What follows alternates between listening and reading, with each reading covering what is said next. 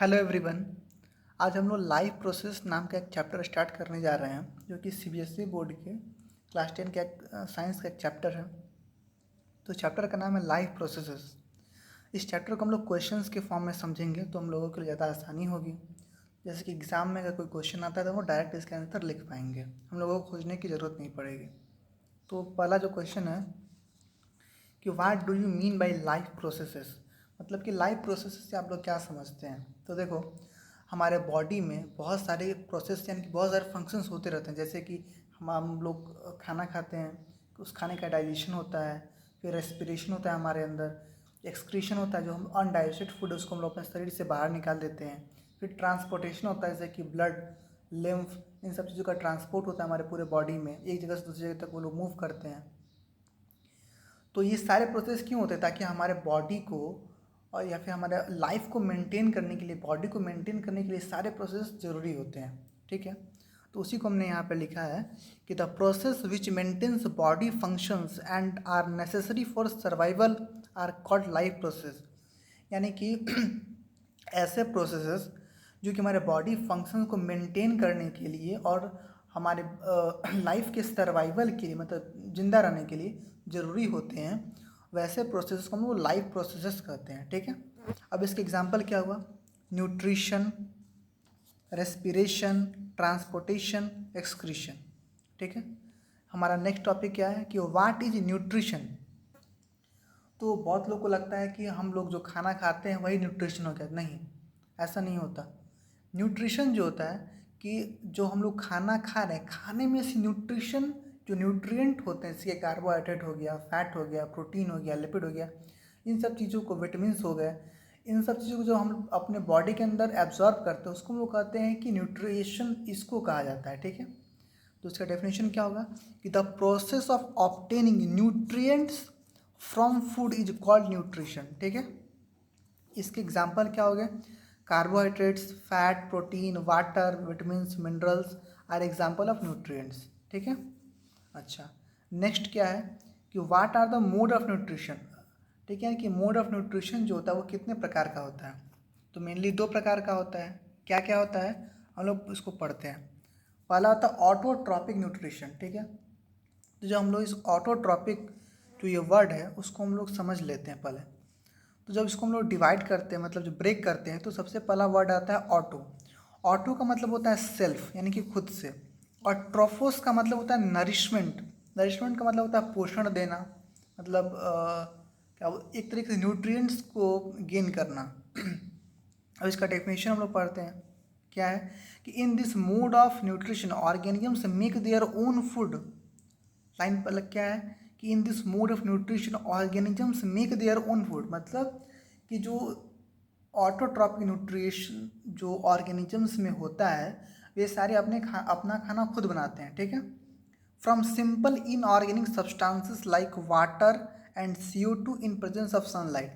मतलब सनलाइट के प्रेजेंस में इनऑर्गेनिक सब्सटेंसेस से जो अपना खाना खुद बनाते हैं, वैसे ऑर्गेनिजम्स को हम लोग कहते हैं ऑटोट्रॉप्स, और न्यूट्रिशन को हम लोग कहते हैं ऑटोट्रॉपिक न्यूट्रिशन। ठीक है, एग्जाम्पल क्या हुआ? ऑल ग्रीन प्लांट्स और सम बैक्टीरिया। ठीक, कुछ बैक्टीरियाज में ऐसा होता है, बाकी किसी में नहीं होता। अब नेक्स्ट आते हैं हेटेरोट्रॉपिक न्यूट्रिशन। अब हेटेरो जो होता है वो अदर। तो इसका सिंपल अगर हम लोग समझें कि ऑटोट्रॉपिक का मतलब क्या हुआ? जो अपना खाना खुद बनाते हैं, किसी पर डिपेंड नहीं है कि कोई। ठीक, तो जब हेटेरो का बात आता है, हेटेरो का मतलब होता है अदर। ठीक, और ट्रोपोस का मतलब नरिशमेंट होता है, मतलब ये अपना खाना खुद नहीं बनाते, दूसरों पर डिपेंडेंट रहते हैं, जैसे कि हम लोग। ठीक, अब इसका डेफिनेशन क्या होगा? In this mode of nutrition organisms can not prepare their own food, instead they depend on directly और indirectly on green plants for their nutrition. अच्छा, अब डायरेक्टली और इनडायरेक्टली कैसे डिपेंड हुए? तो देखो, डायरेक्टली डिपेंडेंट का मतलब क्या हुआ कि हम लोग प्लांट से फ्रूट खा रहे हैं या फिर सब्जी जो हो गया वो डायरेक्ट डिपेंडेंसी हो गया। और इनडायरेक्ट का क्या अर्थ हुआ कि जैसे जो हम लोग मिल्क लेते हैं, मिल्क काऊ जो होती है वो जैसे तुम्हारा फल खाई, सब्जी खाई, और फिर वो मिल्क देती है, तो हम लोग मिल्क कंज्यूम करते हैं। जैसे कि अब उसका पनीर बनाओ, खीर, मिठाई जो भी बनाओ, तो वो इनडायरेक्ट हुआ। ठीक, अच्छा इसका एग्जांपल क्या हुआ, ह्यूमन बीइंग और ऑल एनिमल्स इसका एग्जांपल हुआ। ठीक है, अब नेक्स्ट आता है प्लांट न्यूट्रिशन। अच्छा, प्लांट न्यूट्रिशन में हम लोगों के पास एक टॉपिक है, वो है फोटोसिंथेसिस।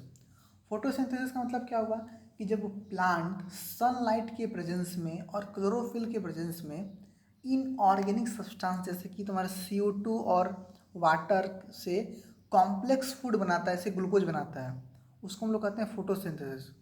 अगर इसको सिंपल लैंग्वेज में समझें तो CO2 और H2O से प्लांट जब ग्लूकोज बनाता है, उस प्रोसेस को हम लोग कहते हैं, यहाँ पर सनलाइट हुआ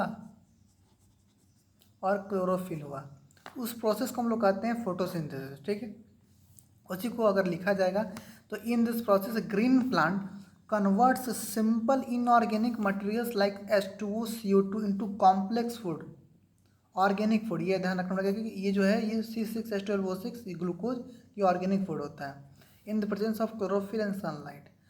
अच्छा, जो ग्लूकोज जब वो बनता है तो क्या होता है, प्लांट में स्टोर जब वो होता है तो वो स्टार्च के फॉर्म में स्टोर होता है। ठीक है, अब इक्वेशन ऑफ फोटोसिंथेसिस हम लोग पढ़ते हैं, ये इंपॉर्टेंट है।